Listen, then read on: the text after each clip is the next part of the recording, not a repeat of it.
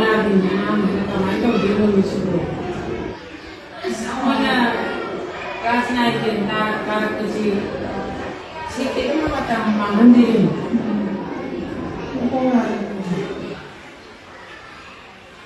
Mau Ismail bisa punya answer ke semua terjadi. Amma kerja lo warga masih tidak. Ayo mungkin bilang. Nah, kalau boleh pun kalian nanggu dengan baik.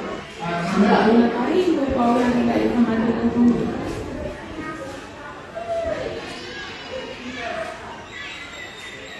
Nah, kita ni apa lagi?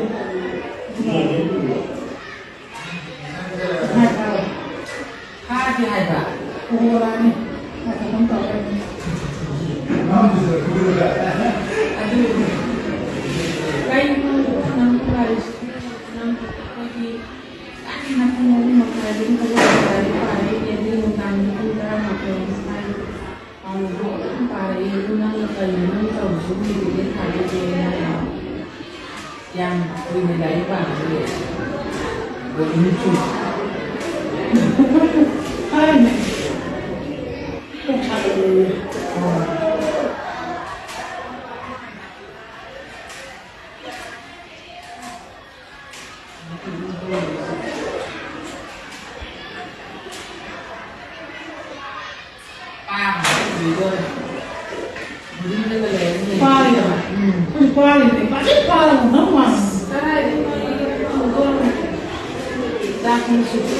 kita mau susun aku yang sana ni. Ada mana orang kerja mana? Tu tahu saya tu mana tu sudah tahu macam ni. Mana macam ni? Angge. Aku nanti nak ni. Aku tahu ni. Mungkin satu kuliah ni pokoknya yang mana dia tu mungkin dia akan ada di dan apa tu ni mungkin ada di kami bersama dengan kami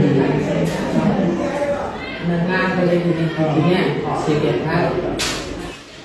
Saya ni yang bersama dengan itu ni, contoh, ada ini jalan itu kami ada di pasca satu. Aku mari kerja kita boleh kan sana.